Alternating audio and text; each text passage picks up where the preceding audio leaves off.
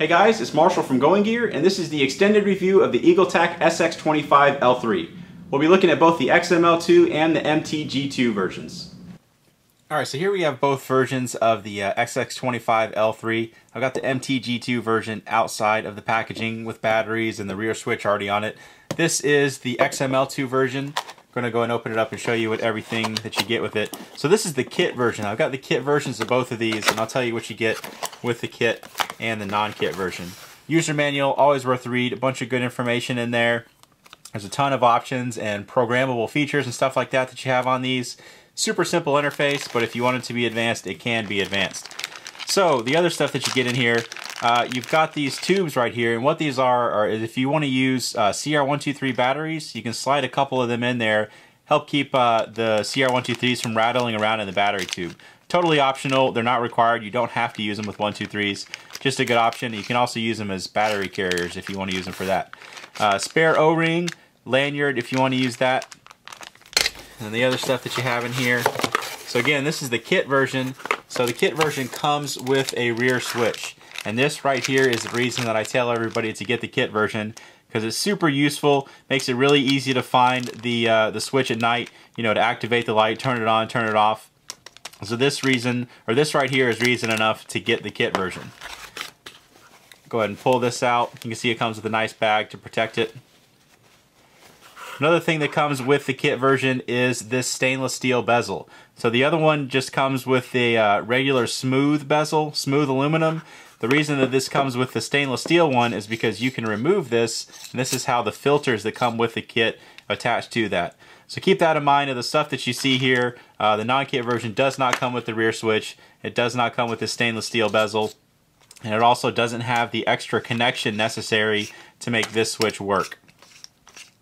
Okay, so here's a closer look at the two models. So here's the XML2, here's the MTG2. You can see I've been using the MTG2 a decent amount. It's been dropped by my toddler daughter many times, and it's still in pretty good condition in spite of that. So this thing does hold up pretty well, and I've already got the rear switch attached to the MTG2 version. Other than the LED, they're pretty much physically identical. Let's zoom out a little bit just so you can see the difference in the LEDs. So hopefully you can see the size difference just by that alone. You also have a lightly orange-pilled reflector on the MTG2 version, but a much larger LED in terms of just the size of the LED. So more compact LED, about the same size reflector. The XML2 version is going to give you a more focused, better throwing beam, which you'll see better when we go outside. MTG2 is just going to give you a whole lot of lumens. I personally prefer the MTG2. We don't have a bunch of big wide open spaces that go out past 200-300 yards around here. You know, we got a lot of trees. So I like something that just lights up everything in front of me, and that is the SX25L3 MTG2 for sure. So I've already got batteries in here. We're going to go set the XML2 to the side. We'll show you it again when we go outside. I'm going to go ahead and open it up. Show you the inside. So I've got three 18650s in here, three Eagletac 3100 milliamp hour 18650s. You could use the 3400s as well, both really good batteries, or any other high quality 18650. So here's a look down into the battery tube. There's the inside of the tail cap. Looks pretty much the same as the one without the button. You got the contacts, and this thing actually rotates around. So you align this with the holes in there just to make sure it lines up properly, and it'll rotate as you screw it on. Just go ahead and put the batteries in there. Just make sure you observe the correct polarity. A couple of them will go down, the other one will go up. But it's labeled on the inside of this, and it's pretty obvious. The one with the spring goes negative down, the other two go positive down. So take those two prongs, just line it up, screw on that tail cap, and you're going to have a functioning light. So both LED versions have the same interface. Both switches do the same thing if you have both of them on there. Tap either switch to turn it on, tap it again to turn it off. Press and hold to go into momentary. So if you hold it down for more than a second or so, it'll go into momentary, and then just release, and it'll turn back off. You also have some different outputs. So if you have it turned on, when you have it all the way tightened, it's going to be the max output, and then you loosen to cycle through your other outputs. So you kind of grab, and this is the part right here where you loosen just to cycle through your 4 different outputs. So the lowest one is pretty low. Fantastic battery life on that. You get a whole bunch of runtime on that. If you want the full specs, you can find that on the site. Something like 370 hours just looking at the box. And then the max output is going to give you about 2.7 hours. And just like any light, most high output lights, if it does get too hot, it is going to drop the output just to save the light. And also if the voltage gets too low, obviously it's going to drop the output because it's not going to be able to give the right amount of power to the LED. You also have some flashing modes that you can use. So if you have it turned on, what you do is you loosen and tighten it. You want to go from the first to the third or fourth position. Just do that really quickly, in less than a second, and it'll cycle between all your different flashing modes. Whole bunch of flashing modes. So you got different strobes, SOS, beacon, you know, all kinds of different options that you can choose between, and you cycle through all the different ones. There's also a hidden set of modes called the tactical mode, and the way to get into that is if you loosen and tighten the head when the light is on 10 times in less than 5 seconds, you'll access those. So let's go ahead and try that. We'll go ahead and turn it on and let's do it. I think I did it a couple extra times, but just to make sure that it's doing it, what you do is if you loosen it, the third position should be strobe, and then the fourth one's going to be an even faster strobe. So you have your regular couple of outputs, and then your 2 strobe modes. And you still have the access to the other modes, so if you have it in and you press and hold, it'll go right into the max output, and then double click and it'll go into the strobe. And then you do not actually have access to the other flashing modes, so if you loosen and tighten, you can see it doesn't go into the flashing mode, so you only have access to those 2 strobe modes, not all the additional SOS and all that kind of stuff. Okay, so again, real quick on the interface, both switches do the same. Tap either one to turn it on, tap it again to turn it off, press and hold, and you have the momentary. And then if you do the press and then press and hold, it'll go into strobe. Can't remember if I showed that before or not. And then also when you have it turned on, if you have it in the regular, not the tactical mode, and you turn it into any of the lower outputs, you can press and hold the switch and it'll go right to that turbo max output. Now, I'll show you how to get into the flashing modes and the tactical modes. We won't do the tactical again, but the flashing modes is if you loosen and tighten from the first to the third or the fourth and then back really quickly, it'll go into those flashing modes, and you have a bunch of different ones to choose between. So here are the other items that you get with the kit version other than that rear switch and the stainless steel bezel. So here's the holster, nice rigid holster, light just slides in there. Obviously slides it further than that. But nice rigid holster, holds it in there well, protects it well. You got the hook and loop closure on the back, another attachment point there. These are the filters. I really like Eagletac's filter system. It's nice because they go on there nice and securely. They're pretty slim, they're glass, so they're high quality. They have anti-reflective coatings on there. So what you do is you just unscrew the bezel, and you can take that off if you don't want it on there, because the lens isn't held in by the bezel, so it's not going to come out or anything. So you can take that off, and then these just screw right on there, and then you have all the different color options. So you have yellow, red, green, and blue, and then the white diffuser. So that's green. I don't know how it's showing up. I have the exposure set way up when I go do the inside stuff, but when we go outside, I'll take at least the red and the diffuser out there so you can see what they look like. But pretty cool option. You got a bunch of different stuff. Like I said, I think the rear switch is worth it just for that, but the filters and the holster and stainless steel bezel all are a nice touch as well. Then you can take them off, put your stainless steel bezel back on, or leave it off, whatever you want to do. So there you go. That's the interface, all the different options, stuff you can get with the kit. We're going to go ahead and take both the MTG2 and the XML2 versions outside, and we'll show you how they do outside. So we're outside with the Eagletac SX25L3. Got the MTG2 version, got the XML2 version as well. 40 mag light I always use as a baseline. Let's go ahead and try that out first. Everybody out there, pretty much everybody's familiar with this guy. So there's a dock house down there about 100 feet away.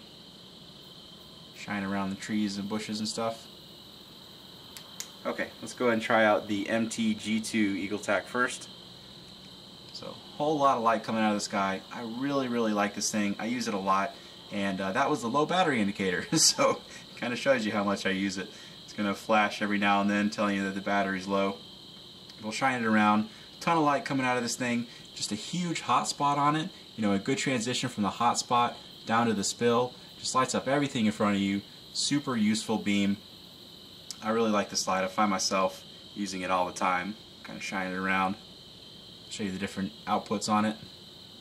You can see actually a pretty nice tint on it. So, you know, not necessarily going to be high CRI, but it's a lot better than the cool light that most people are used to with LED lights. There goes that low battery indicator again. I'll charge them before I do the longer distance. just to show you those lower outputs again. Let's zoom in on that dock house down there. Again, that's 100 feet away. You can see how extremely well it's lit up. And you can see all the details and everything really, really well. Okay, let's try out the XML2 version now. You can see the pretty big difference in the beams on these. So here is the XML2 version. You can see how much more focused it is. And we go out to a longer distance, you'll see the difference in the throw on the tube. But definitely more concentrated. We'll zoom in. You see everything out there still lit up really well. You know, the differences aren't going to be as apparent out of this kind of distance. It's when you get out further that you notice a much bigger difference in the beams. We'll kind of shine that around, but you can see just the beam itself cutting through the air, how focused it is. Let's do them side by side. So here is going to be the XML2 on the right, and we'll do the MTG2 on the left. Make sure it's tightened down, max output. Low battery indicator again. Shine it back and forth. So XML2 on the dock house, MTG2. See the difference.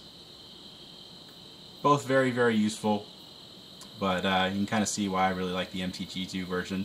You know, we don't have a bunch of big wide open distances out here. You know, there's not very many spaces. It's kind of hard for me to find something where I can get out past 200 or 300 yards. So lights that are just big, wide beams like that are perfect for me. Let me actually show you the lower outputs on the XML2 version. You can see, even at the lower outputs, still tightly focused. You know, the lowest one doesn't really get out there all that well, but the second one up gets out to that extremely well, better than the max output on some of our smaller lights. So if you're looking for a nice compact thrower, this is a good option. Just to give you an idea what the diffuser does, this is the XML2 model, and I went ahead and put the diffuser on the front of it, just so you can see what that looks like. Super spread out beam, you know, pretty close to what you get with the MTG2, and you're going to get the same thing with the MTG2, just an even more spread out beam when you put the diffuser on the front. I really like diffusers. I find them very useful. You can see the kind of area lighting that you get just takes and spreads out all the light. Makes it a very useful beam pattern for just area lighting. You know, stick this on a table when you have a power outage or something like that. You can light up a whole room, stick it inside a tent, down there on the dock house when we don't have power or something like that. It's very useful for that kind of stuff. Or when you want to just light up everything in front of you with a nice diffused light. So that's the diffuser. Let's go ahead and try out a red filter as well. It's got the red filter on there now. Go ahead and show you what that does. Again, this is the XML2 version. You can see it's going to have decreased output and throw and everything, but if you need those different colors, you have that nice option. You still have pretty decent throw on it though. I mean, you see 100 feet away, that dock house is lit up still really well. You keep the same beam pattern and everything, it's not going to diffuse it out. Of course, the same thing with the MTG2. You're just going to get a different color, not necessarily a different beam pattern or anything like that. Alright, we got some more distance to work with the SX25L3 models. Let's go ahead and try out the MTG2 version first, show you how it does. There you can see why I like this light so much. Just a super wide beam on it in terms of the hot spot. Really bright hot spot there in the center, and then it transitions from the spill really well. All of it is nice and bright. You can see when I shine it up, even the hot spot can make it out to about 50 yards pretty well. So that first target, same ones I use for the flashlight comparison videos when we go out to the farm. First one's 50 yards, second one's 100 yards, tree line out there at 130 yards, makes it out to all of that really, really well, and it can go further than that if you need it to.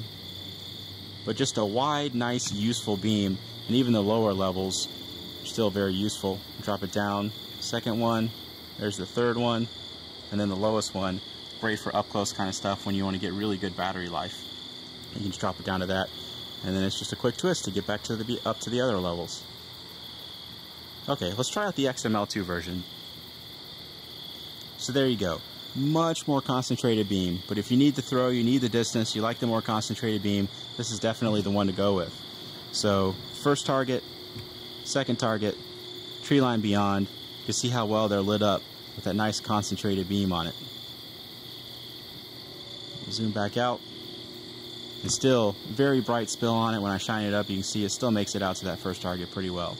But definitely a lot more concentrated, totally different beam than you had on the MTG2, so it's up to you to decide which one you like better.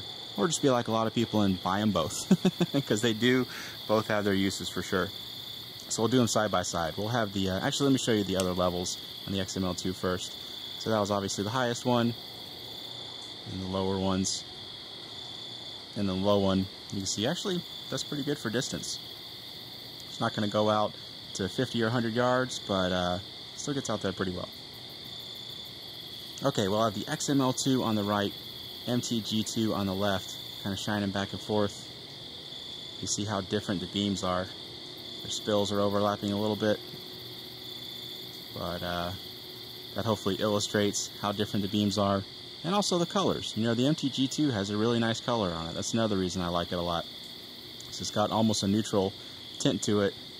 Makes really nice greens and browns.